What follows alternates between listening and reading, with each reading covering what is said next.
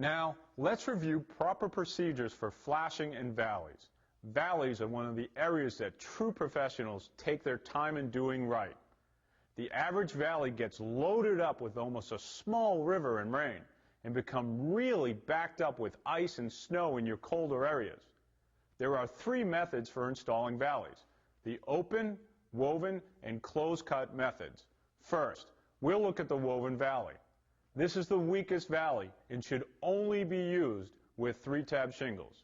This technique should not be used with GAF elk laminated shingles because of their thickness. So we'll install a woven valley with 3-tab shingles. Remember, valleys are a prime leak area, so it's important to be extra careful.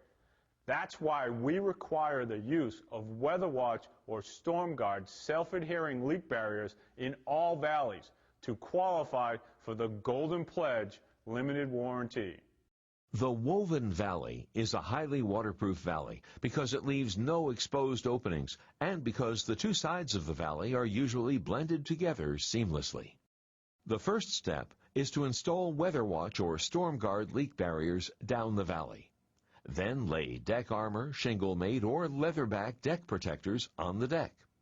Even if water does get blown in under the shingles, the leak barriers and deck protectors will provide an extra layer of protection. The woven valley shingles are applied simultaneously on both sides at the intersecting roof surfaces. Bring the first course along the eave up to and over the valley, with the last shingle extending a minimum of 12 inches onto the intersecting roof. Now, bring the first course on the intersecting roof along the eave and extend it 12 inches across the valley and over the previously applied shingles. Press the shingles into the valley and nail them in place. Make sure that you press the shingles far enough into the valley to prevent bridging. Use normal nailing methods, except that no nail should be within 6 inches of the center line of the valley. 2 nails should be placed at the end of each shingle crossing the valley. Continue by applying additional courses of shingles in the manner just described. The closed-cut valley is popular in many parts of the country and shows the aesthetic appeal available with asphalt roofing shingles. Now, how do you create this valley with laminate shingles? It's simple. First, lay Weather Watch or Storm Guard deck protector in the valley. Bring the first course of shingles along the eave and across the valley onto the roof plane that has the lower slope or lesser height. Starting on this side allows the largest volume of water to come over the cut and not into the cut. The first course is the only course that is woven with the intersecting roof surfaces. Now, apply shingles, assuring that you extend at least 12 inches past the intersecting roof. Don't make a joint in the valley.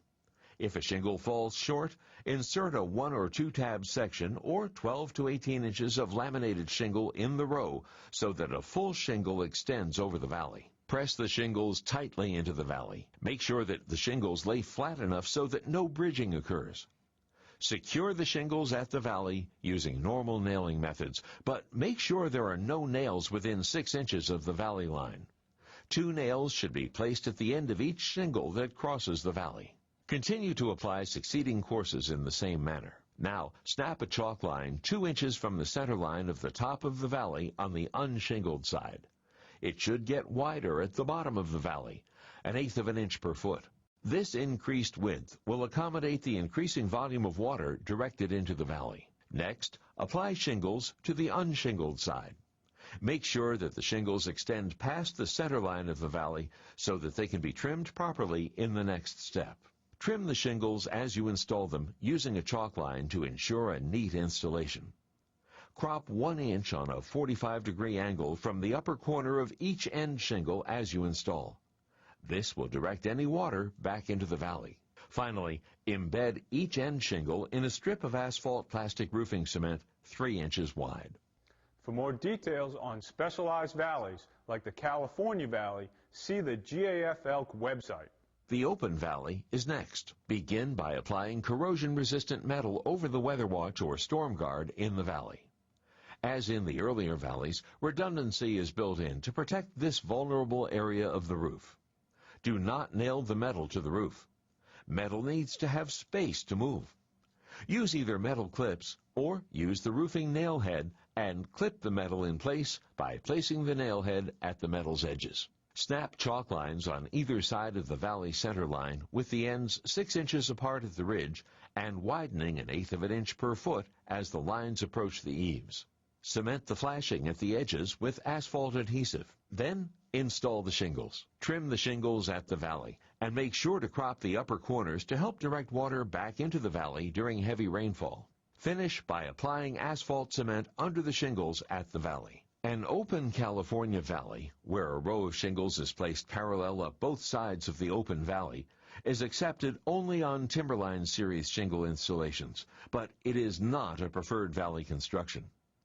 A closed-cut California valley can be used only on Timberline Series shingle installations. This is where a row of shingles is placed up one side of the closed-cut valley. California valleys must only be used on roofs with slopes greater than 4 in 12.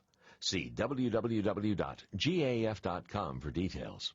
Closed-cut valleys can be used with any GAF Elk Timberline Series laminated shingles on Golden Pledge installations with slopes greater than 4 in 12. Open California valleys are not acceptable on Golden Pledge installations.